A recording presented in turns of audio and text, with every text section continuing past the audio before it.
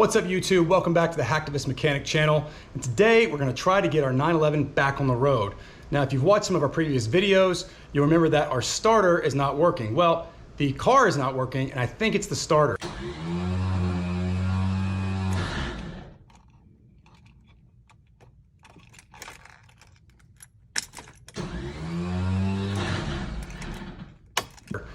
So I've got a new starter, and today I'm going to walk you through how we're going to replace that. Now I've never done this job before. It's pretty simple. It's 2 bolts. So we're going to give it a go. So let's get started. Before we start really getting underneath the car, let me give you a preview of what's going to be happening today. Now the starter is located on top of the transmission on the passenger side of the car. So right around here. Now the car was dead and it got delivered on a flatbed back into the garage, but it was backed in. So the front of the car was facing that way. So what I did is I bought some wheel dollies from Harbor Freight and I spun the car around so that I can get to this side and have plenty of room to get the car up and underneath it.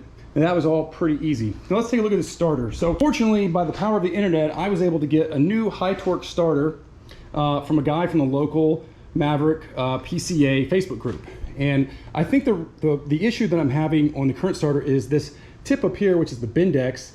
The teeth may be broken. So this is a high torque starter. It's about half the weight, I believe, of the stock starter, which looks huge under there. And it's really held on by 2 bolts, one here and one here. And it should fit in somewhere like this, I think. Yeah, so we're gonna see. But first thing we're gonna do is we're gonna take the battery off because this starter does get constant power, so we do not wanna touch this with any metal. So we're gonna take the battery cables off, we're gonna jack up the car, take off the wheel, then we're gonna have good access to the starter. Okay, so here is our starter, which I think is bad. You've got the solenoid up here on top, and then here's the main motor here. And on the back, we have some power, and we have a solenoid cable, which I believe is that yellow cable, I think. Here's one of the bolts. This is I think this is a 10mm Allen barrel bolt. And then the real trick of this is the other one is up here above. And so you kind of have to get underneath the transmission and hug it to get that top one off. So first thing we're gonna do is we're gonna undo the power back here. Let's see if I can show it to you a little bit better. So we're gonna undo that there, take off the solenoid cable, get this bolt off, and then try to get that top one, and it should come out. Let's give it a shot. All right, here's the barrel nut that we were able to get off right there.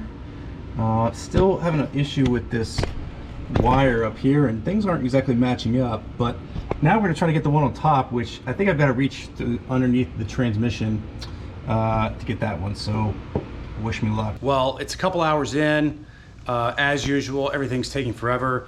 This is the barrel nut for the bottom part of the starter. You can see the 10mm Allen head hex fits in there. Not that hard to get this one off. The other one is incredibly difficult, and it's making it so I'm gonna have to pause this video and try again tomorrow because I have something to do. But even the manuals say you got to get this by feel, and it's sitting on top. You have to basically hug your transmission. I can feel the barrel nut, and I've got a little setup here with my hex 10mm hex key socket, my extension, and kind of a adjustable floppy wrench, but I just cannot get it in there and get to stick and turn. There's just no room. You've got to wrap your arms around the transmission. I mean, I'm all beat up from doing this. So we're gonna pause. I'm gonna take a break for the next 12 hours or so, and we'll try to come back and hopefully get this done. I really hate to send this thing out for one nut that I can't get off.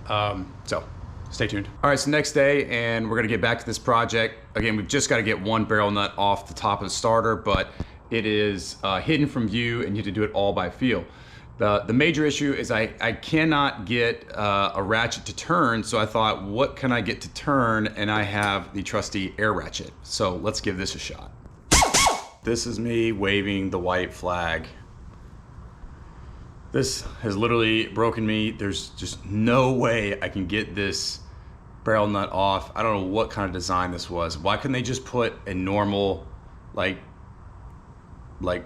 nut on there? I don't understand why. And you can only get like tiny amount inside it, so you get no leverage. I mean, it is impossible. I think I've seen people drop the transmission. That is above my pay grade. I think I'm just gonna have to send this out. Maybe it's not even the starter, I don't even know. But yeah, I'm gonna just give up on this one. And I've got half of it out, so I'll baggy that up. I'll put the starter. I guess I'm gonna have to get it towed to some shop around here. But we need to get it running.